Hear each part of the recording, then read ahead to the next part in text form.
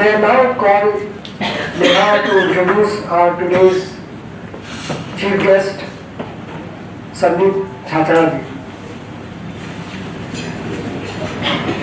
I have the pleasure and not very envious task to introduce Mr. Sandeep Chachra. He has very humbly told me not to take a lot of time on his introduction, but I think I should do a little justice. He is a social anthropologist by training. He's been working on agrarian and labor questions in India. He is currently the executive director of ActionAid India.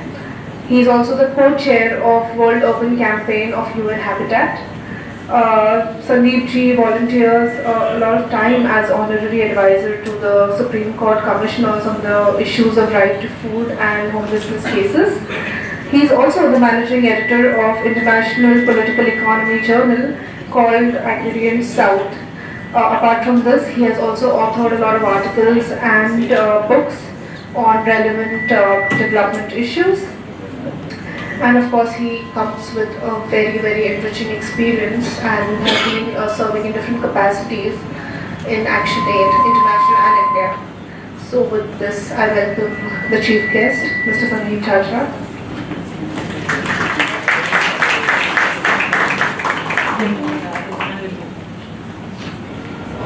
Irfan engineer will now present a memento to Sandeep ji.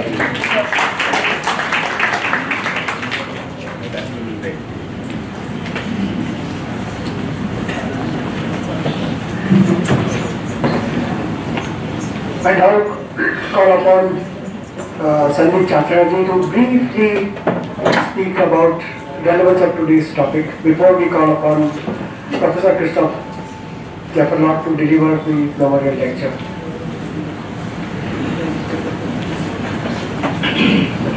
Friends, it's a memorial lecture and I'm really honored to be here. Honored for several reasons. The esteemed panel is here, you are there, so much enthusiasm.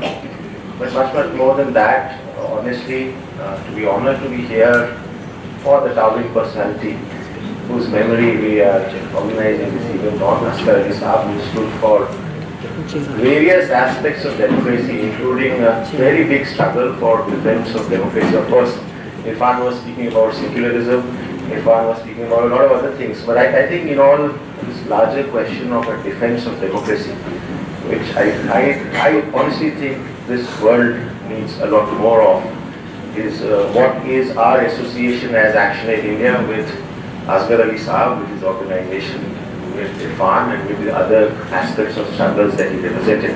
I am very honored to be here today in that regard, and I do think this is a very, very timely and contextual discussion today in the context of what's happening globally.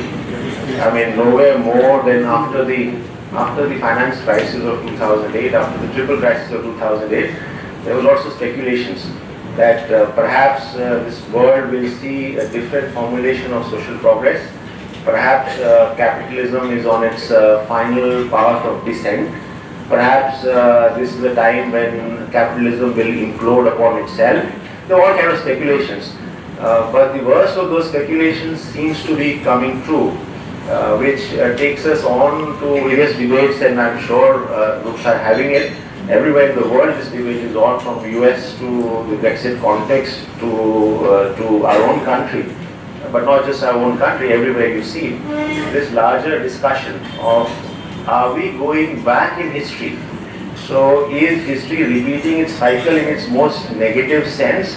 Are we reminiscing the 30s and the great crisis and depression of the 1929s and the 30s, and therefore the advent of fascism that the world saw in its immediate response, or should we be more hopeful? So that's the context today, and I think it's very, very timely, and it's very important today that this lecture is on AMBEDKAR and democracy, and I personally look forward to that discussion.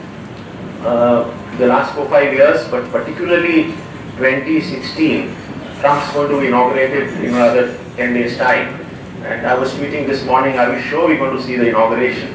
But be as it may, 2016 has had numerous turmoils, and of course in the last 2 years there have been numerous turmoils from Thailand to India to US to the entire question of Brexit. So in this context it requires a very important dimension, and I will not take very long. He's asked me to be very brief, and in memorial lectures we have come here to listen to Dr. Christophe Jaffrelot, but I'd like to make one or two points. And the first point that I'd like to make, actually general points, and the first general point I would like to make today is on the very notion of democracy itself, and I would use the word popular democracy. Now some of you might wonder, why is this man standing here and talking about popular democracy? Because democracy, the Greek origins of democracy, demos, is about people. And why this pleonasm? Why this repetition of terms?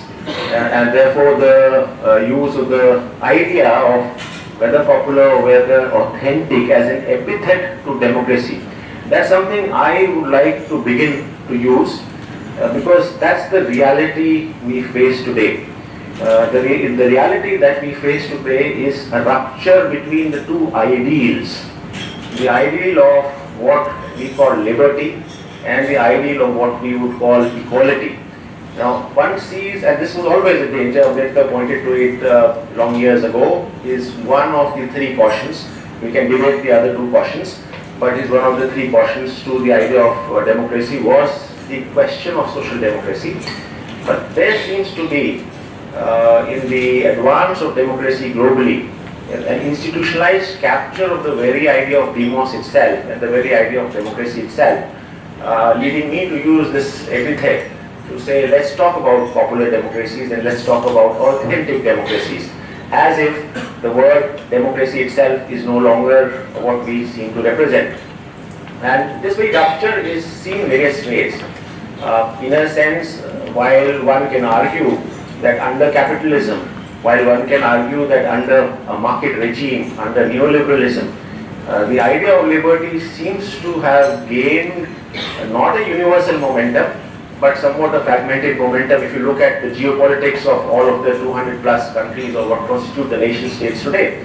But nevertheless, the idea of equality doesn't seem to have progressed anywhere. So you see democracy dissociated from the idea of social progress. So my first general point is to seek that association back of democracy not divorced from the idea of social progress, but democracy as intrinsically wedded to the idea of social progress. In Ambedkar's use of the terms, these are political democracy and social democracy, something that he cautioned us long years back, in fact. But in the real sense of the term, things seems not to have progressed. Of course, we consigned the idea of liberty into far more fundamental treatment within our constitution by the way of fundamental rights.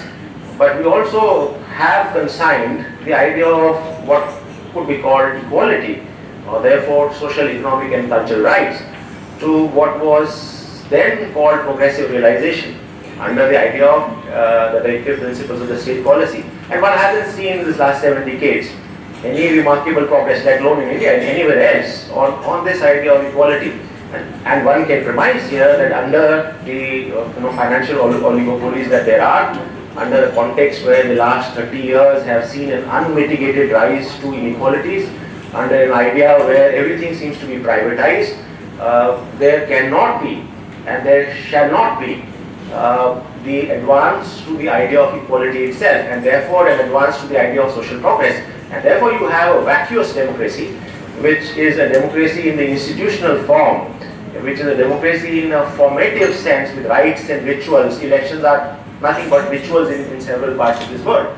And what do elections throw up? The second caution of Ambedkar himself, that let's not get into hero worship. There's a danger of democracy, and let's avoid the bhakti cards. Of course he was speaking in those years, but it is indeed doing that, because it's just an institutionalized capture of democracy which goes on to propel the idea of liberty without really addressing where people are.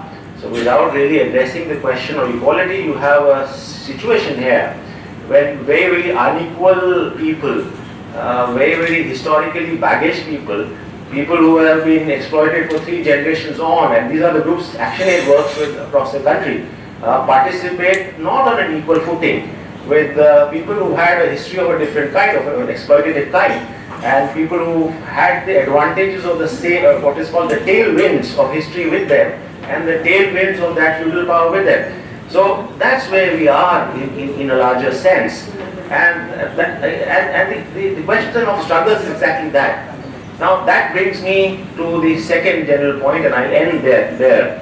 And that general point is about, so who shall therefore make progress? Of course, there's a lot of debate globally about what is the political instrument today.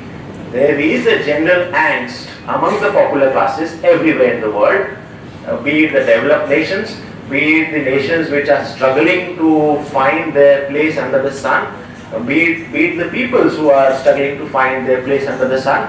There seems to be a lot of angst, and this angst is converting into hatred for what seems to be the institutional form, and I would imagine that is manifesting itself into characters such as Trump or other characters in different parts of the world.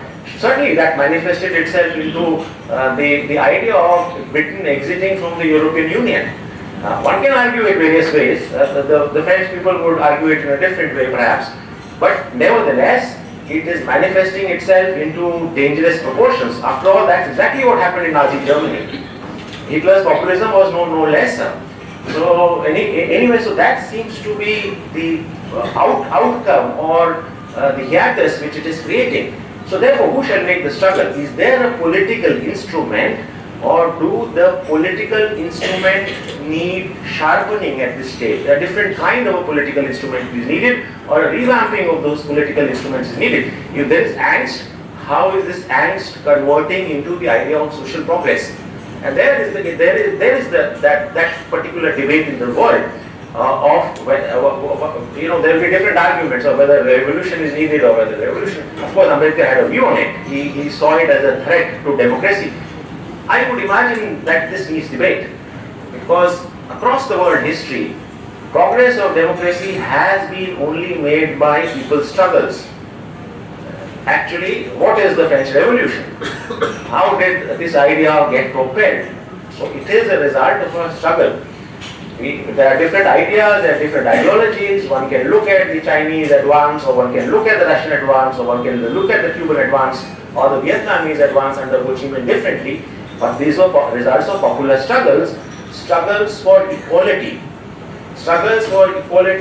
which get short-circuited into struggles only for liberty. So therefore, the question of struggle and the question of social democracy or social progress is invariably wedded and linked, and that's where I end. Else, you get a dusty document, a dusty garment of democracy, a dusty garment which not only needs, and that's what I would say, today democracy is but a dusty garment which needs a bit of reshaping, perhaps even resizing and refitting, but certainly a lot more coloring. Thank you very much, and I leave it here, and I'll be all keen to listen to Christopher.